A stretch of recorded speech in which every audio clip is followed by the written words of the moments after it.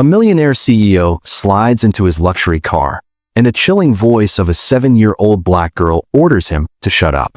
What happens next? He never could have imagined. Quiet. Don't make a sound. The child's sharp, trembling voice sliced through the silence of the underground parking lot like broken glass. Jonathan Miller, the powerful CEO of Miller Industries, froze mid-motion, his key hovering above the ignition of his black BMW. The command hadn't come from outside. It came from inside his own car. Blinking in disbelief, Jonathan's eyes adjusted to the shadows. And there she was, no more than 7, small frame curled in the back seat, eyes wide with terror. "They're listening," she whispered urgently, her finger pointing toward the corporate skyscraper that loomed above them. "Your partner and his blonde wife. They know you're here." Jonathan, age 52, a man who had built his empire brick by brick, suddenly felt powerless. He had trusted Marcus Williams, his business partner, for 15 long years. He had relied on Diana Foster, his executive assistant, for a decade. Yet here was a street child, shaking, warning him about a betrayal that could erase everything. "How did you get in my car?" Jonathan asked cautiously, easing himself into the driver's seat without sudden movement. "The cleaning lady left it open," the girl said. "I hid because I overheard them upstairs. They said tomorrow, you won't own anything anymore." Her voice was soft, but her eyes, sharp, far too wise for a child. Jonathan's veins ran cold. Tomorrow was the meeting with the Japanese investors. A $400 million merger, organized by Marcus and Diana down to the smallest detail. "What else did you hear?" Jonathan whispered, pretending to scroll on his phone while his gaze drifted to the glowing windows on the 10th floor. "That you're too stupid to check what you're signing." The blonde woman laughed. She said, "The day after tomorrow, you'll be looking for a new job."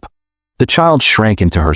"They said worse things too, but my grandma taught me never to repeat ugly words." For the first time in weeks, Jonathan felt something other than exhaustion. Anger and pride. This little girl had risked everything to warn him. "What's your name?" he asked softly. "Jasmine. And you're Jonathan Miller." "I heard them say it 1,000 times."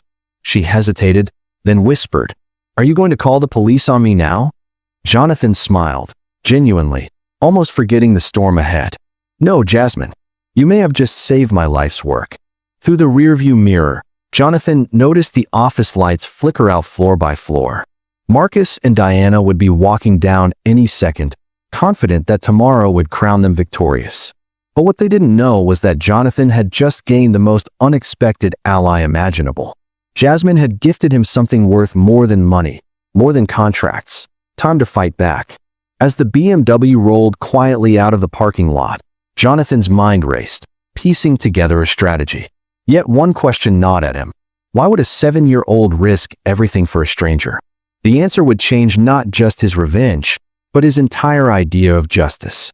If this tale of betrayal and revenge has already gripped you, make sure to subscribe, because the one they underestimated the most will become the weapon of their downfall. Jonathan steered through the sleeping city, Jasmine's words replaying like shards of a puzzle clicking into place. In the back seat, the girl stayed alert, her gaze fixed on the mirrors. "Did they say anything else?" Jonathan asked quietly. The blonde one said, "You trust them like a loyal little dog." Jasmine made a face of disgust. "And tomorrow, you'll learn that sometimes dogs bite their masters." That cruel sentence hit Jonathan like a blade. 15 years of loyalty, 10 years of trust, reduced to a joke. "Where do you live, Jasmine?" he asked. "Nowhere special," she shrugged. "Sometimes the shelter, sometimes the street. Depends if there's space, or if the boys aren't too mean." Jonathan's chest tightened. At a red light, he turned to face her. "But why? Why warn me? You don't even know me." Her eyes glimmered with wisdom far beyond her years. "Because I know what it feels like to be invisible. They spoke about you like you were nothing. My grandma always said, when you see someone getting crushed and you can help, you help. Because one day it might be you." The light turned green, but Jonathan sat frozen, the lesson sinking deep. A 7-year-old had reminded him of a truth he'd forgotten. 20 minutes later, they sat in a quiet diner. Jasmine devoured a burger while Jonathan stirred his untouched coffee. His phone buzzed. A text from Marcus. "Ready for tomorrow, buddy? The Japanese will love it." You're about to retire rich. Jonathan showed Jasmine the screen. She chuckled bitterly. He's lying straight to your face. And smiling while he does it. Yes, Jonathan said darkly. Marcus has always been charming. Convincing. Another buzz. This time from Diana. Jonathan, I've reviewed the contracts. Everything's perfect. Trust me, like always. The coldness in that message hit him harder than any insult. 10 years of loyalty, of secrets shared, of schedules and passwords, now twisted into a weapon against him. Do they know everything about you? Jasmine asked, licking ketchup from her fingers. Everything. My accounts. My passwords. Even where I keep my will. The weight of betrayal pressed down hard. But Jasmine's eyes lit up. They've had years to plan. But you've had years with them too. You must know their secrets, right? Jonathan froze, cup halfway to his lips. She was right. He knew things. Dark things. Meetings Marcus thought were hidden. Bonuses Diana had stolen. Emails. Conversations. Evidence. You're sharp, Jasmine, Jonathan said, almost smiling. She grinned. Grandma said when you've got nothing, you notice they think you're stupid. But you're not. Are you? Jonathan's smile hardened. For the first time, hope flared. No, I'm not. His phone rang. Marcus. The trap tightening. Jonathan answered cheerfully. Jonathan, Diana, and I are here finishing the last details. Rest well, tomorrow's your big day. Jonathan's voice was steady. I can't wait, Marcus. It'll be perfect. Yes, we've taken care of everything. Just show up, sign where Diana says. That's all. The arrogance was thick in Marcus' voice. They thought they had broken him. They thought he'd walk blindly into their trap. But what they didn't know was that Jonathan had already shifted the game. Jasmine tilted her head. You're planning something. I can see it in your eyes. She was right. Every insult, every lie, every fake smile now burned like fuel. Marcus and Diana thought they had him caged. But they had forgotten one thing. Jonathan Miller was a builder. And builders know that the strongest strategies are silent. While they toasted to his downfall, he was preparing the trap that would end them. And when the sun rose the next morning, Jonathan opened his eyes with a clarity sharper than he'd felt in years. Jasmine slept curled up on the living room couch, wrapped in a blanket Jonathan had dug out of the closet. For a moment, he just stood there, staring at the child who had flipped his entire life upside down in less than 24 hours. His phone buzzed. A message from Diana. 6:15 a.m. sharp. Good morning, boss. I've been here since 5 a.m., getting everything ready. The Japanese arrive at 2 o'clock. Just trust me and sign where I tell you, like always. Jonathan's lips twisted into a bitter smile. The same woman who worked overtime to stab him in the back still played the role of loyal assistant. You're planning something, Jasmine's small voice said suddenly as she stretched. Your eyes look different, like when my grandma caught someone lying. Jonathan leaned closer. I need your help, Jasmine. Could you go back today? Listen more. Find out what they're planning. The girl sat up, eyes narrowing. That's dangerous. I know, Jonathan admitted. That's why I'll hire someone to protect you.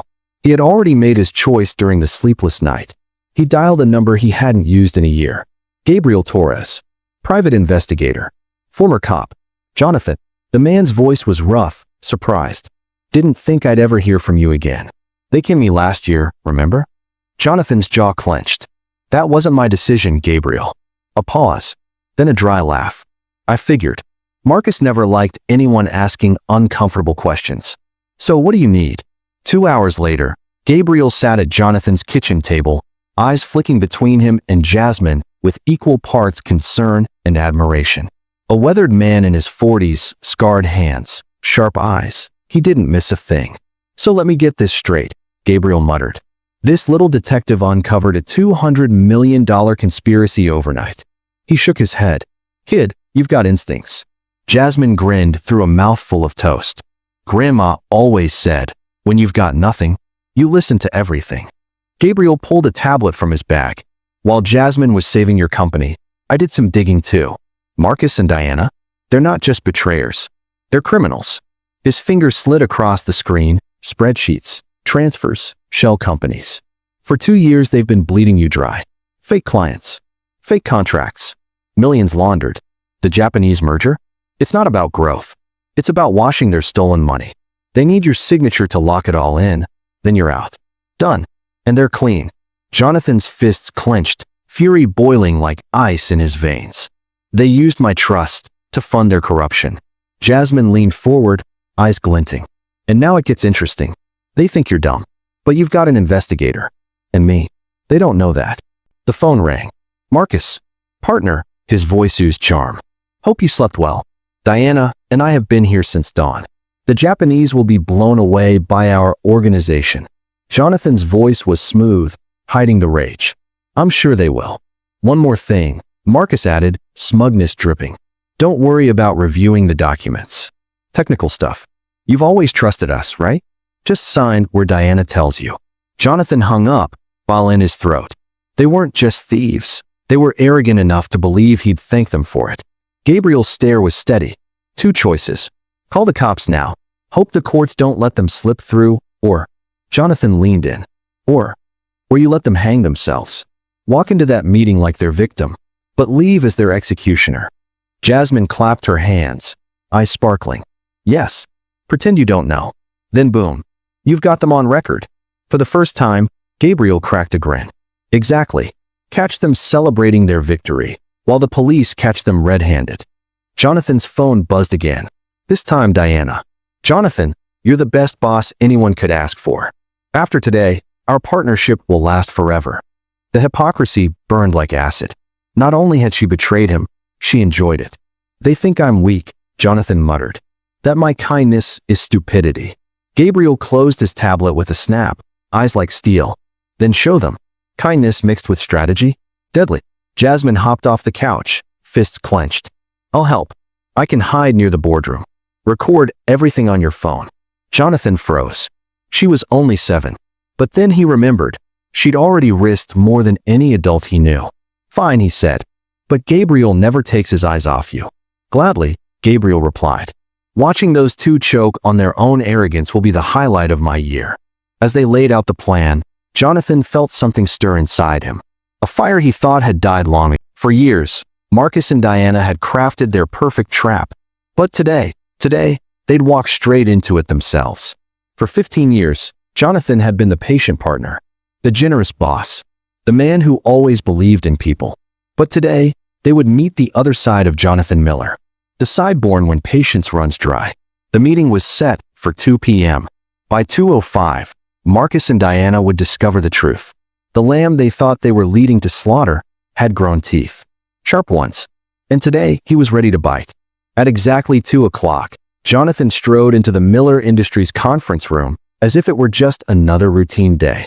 Marcus beamed, hugging him like a brother. Glad you're here. Everything's perfect. The Japanese will be here any second. Diana approached with a leather briefcase, her smile warm, motherly, poisonous.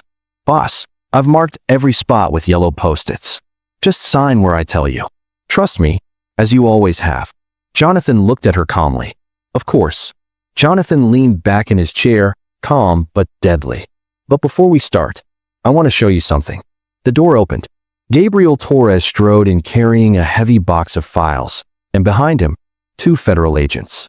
Marcus and Diana exchanged a glance, their plastic smiles glued on. Gabriel. Marcus frowned. I thought you didn't work for us anymore. I don't, Gabriel replied coldly. Now, I work for the real owner of this company. Jonathan connected his laptop to the projector. Marcus. Diana. Does this look familiar? The screen flickered to life. Spreadsheets. Dates. Transfers. Millions vanishing into thin air. $5.3 million siphoned in 2 years. For the first time, Diana's smile faltered. Jonathan, what is this? Some kind of joke. A joke. Jonathan's voice was ice. He clicked again. Photographs filled the screen. Marcus entering offshore banks. Diana signing fake contracts. 17 shell companies built to launder stolen money. Marcus leapt to his feet, mask shattered. Where did you get this? This is private. Jonathan laughed softly. Marcus, you really think I built a $200 million empire without learning how to protect myself? Diana's hands shook as she clutched her folder. You're mistaken. These transactions, they have explanations. Do they? Gabriel slid envelopes across the table to the agents. Here are the recordings of your secret conversations. And here, he placed another stack, our sworn statements from your fake clients. ready to testify. Marcus's face turned crimson. You can't prove anything. These are lies. Jonathan leaned forward, smiling for the first time. Marcus, do you remember Jasmine? Marcus blinked. Who the hell is Jasmine? The door creaked open. A small figure walked in. Jasmine, hand in hand with a social worker. Her eyes blazed as she marched to the table. Hi, Mr. Marcus, she said sweetly, yet sharp as glass. Remember me?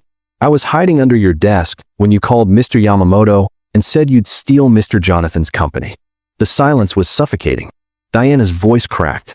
Are you a child? You'll believe a street kid over us. Gabriel calmly pulled out his phone and pressed play. Diana's own voice filled the room. Jonathan is a sentimental idiot. In 2 days, he'll be out. That clown won't know what hit him. Then Marcus's voice followed. 15 years pretending to be friends with that fool. Can't wait to watch him lose everything. Diana collapsed into her chair, pale as death. Marcus slammed the table, scattering papers. You bastard. You set us up. Jonathan's eyes were cold steel. No, Marcus. You spent 2 years digging your own grave. I just handed you the shovel.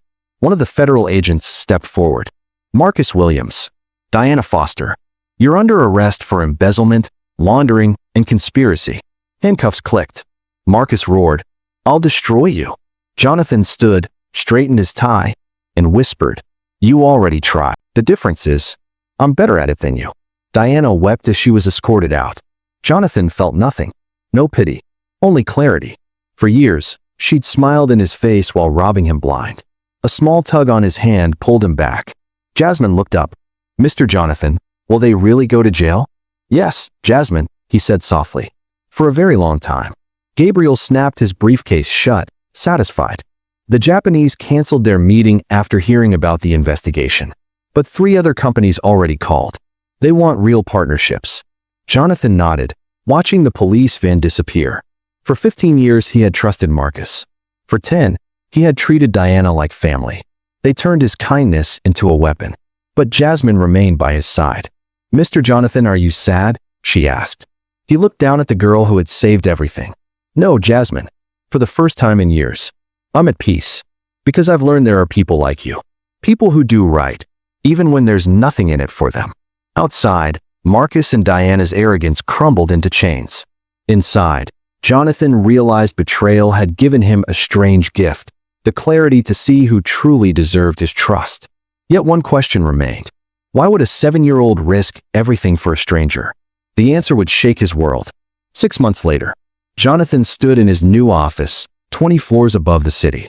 Miller Industries had grown 40% since the arrests, finally free of parasites. Gabriel entered, smiling, carrying a folder. News from our old friends. Marcus, 12 years in prison. Diana, 8. Assets seized. Their lawyers abandoned them after they tried bribing witnesses. Jonathan felt no vengeance, only justice. And the other victims? 7 more businessmen, Gabriel said. They're suing. They'll get their money back. Marcus and Diana ran a bigger scam than we knew. The office door burst open. Jasmine ran in, dressed in her spotless school uniform, backpack bounced. Mr. Jonathan, I got an A on my math test, she cheered, waving her paper. Jonathan knelt to her level. Congratulations, Jasmine. I knew you would. Gabriel chuckled. Still hard to believe. A 7-year-old saved a $200 million empire. Jonathan grew serious. Actually, there's something you both need to know. He opened a folder of documents. Jasmine, what was your grandmother's name? Josephine Miller, she answered. Why? Gabriel froze. Miller. Jonathan revealed old birth certificates and photos. Josephine was my cousin, my father's brother's daughter. Lost contact over 30 years ago. The room fell silent. Jasmine stared, wide-eyed. That means we're family, Jonathan whispered. When I started investigating, the truth surfaced. Your grandmother always spoke of you with pride. Jasmine's tears spilled as she threw herself into his arms. I knew it. Grandma always said, family takes care of family. Gabriel cleared his throat, moved. So, when she warned you that night, it was instinct, Jonathan finished.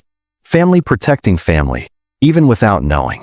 3 months later, in the same courthouse where Marcus and Diana were convicted, Jonathan signed adoption papers. Jasmine, now legally Jasmine Miller, clutched his hand in a light blue dress. The judge smiled. Rarely does a story that begins with crime end with a family reborn.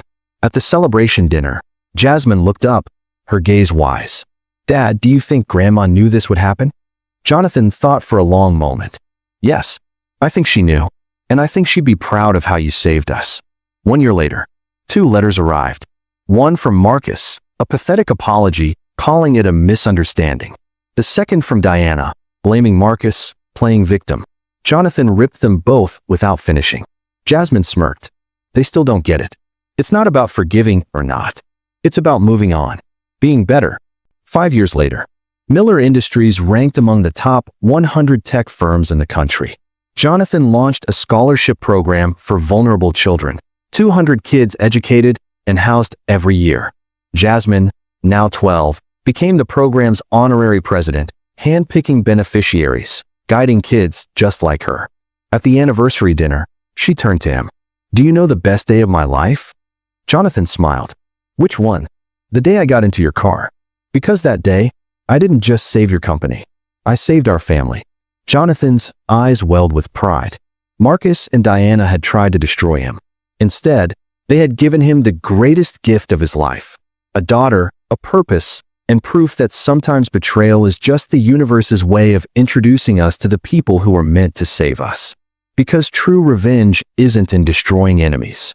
It's in building something so powerful, their betrayal fades into dust. Marcus and Diana stole millions. But unknowingly, they gave Jonathan something priceless. A family, a legacy, an unconditional love. This was just one story, but there are countless more about betrayal, survival, and the hidden strength that changes lives. If you felt the chills, if you believe in justice and resilience, then this is your home. Subscribe now to Black Nation Strength. Drop your thoughts in the comments, and join a community where every story reveals a new truth. Because sometimes, the smallest voices carry the greatest power.